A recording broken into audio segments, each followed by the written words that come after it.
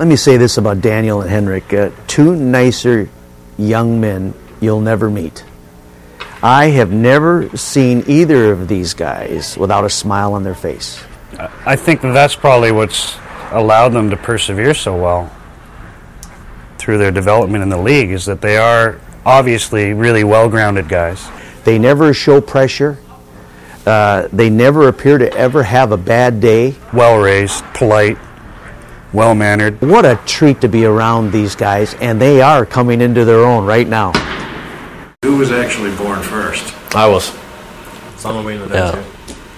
It's always been first. I think our friends could tell the difference for sure, and our family too. Otherwise, it was a lot of confusion. You get used to it. That's why we don't care anymore if anyone says the wrong name.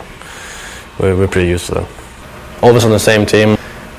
Until we were 13, we played on different lines though. He was a centerman too, and I was the first centerman, he was second centerman. But then when we were 12, we actually moved up to play with older players, and that was when they put us together. We played soccer and hockey at a pretty high level.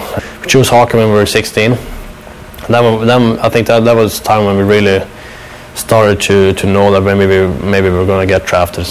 We pretty much knew that we were going to be drafted by two different teams, and to hear that Canucks was going to draft us both was a big surprise, and it was a great moment. They've always had the skill. What they didn't have was they weren't men. They hadn't filled out. They hadn't become strong. People weren't very patient with them, but the thing that I really admire about them is they just didn't really let it bother them, at least outwardly. I mean, they just never changed. They never wavered. They're very even-keeled. And that kind of belies some of their competitiveness, too. I think that's why people don't realize just how focused these guys are on winning and succeeding.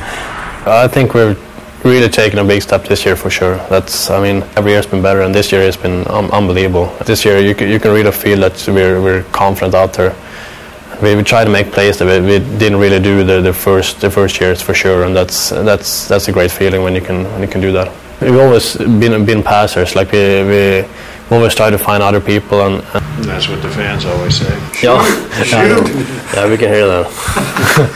I guess you have to shoot to score, so it's a good thing. To be great goal scorers, we got to take more shots ourselves for sure. When your confidence is up, you try new things, and you got to try things to make something happen. I think with Daniel most, he's been trying more moves this year than he's ever had. I think over here he's better defensively, and I think that comes naturally too when you're a centerman. Danny has more of a shooting instinct for sure. He's a scorer. He is, and I think he can score a lot more than he is for sure. I think this year he's been great in his own end, and that's probably the biggest step he's taken. I think he's more flashy than I am. I'm more of a two-way centerman. This year he's been really strong, and he can take the puck and skate it up the ice. So. That's probably his biggest strength, and his passing game too is unbelievable. Still, we feel that our skating can be a lot better, and that has to do with strength for sure. And we can keep up with players now, but we want to be fast in this league, and we're average right now, and that's not good enough for us. Your goal is always to get better every season, and hopefully we got 10 years still in this league, and if you can get better every year. They now are starting to develop, not only with their skills are being polished, but they're stronger now. People aren't pushing them around like they used to. So no, they're going to be okay. But I've never seen two more competitive siblings in my life. These guys will bet who can cross the street faster than the other one. Everything is a competition to them. Everything. And you wouldn't know that sometimes, but they are two of the most competitive people I've ever met in my life. It might be a rock, paper, scissors sometimes. We play tennis sometimes, and it's we never quit. We sometimes play 10 sets just to see who wins. And if someone wins, then you go 2 out of 3 instead. And if someone wins, then you go, okay, best out of 10. And that's, I mean, you never really get a winner. I think that's a good thing too. Like we've always been competing, so I don't think we hate losing either. But we want to win so bad. So I mean, if you want to win bad, you usually end up on the winning side. So that's good. Who had better grades in school? I did. I had 1/10 of a point better. In Sweden, you get degrees from 0 up to 5, and I had actually 3.98, 3.8. So It's a tough. yeah, tough it is.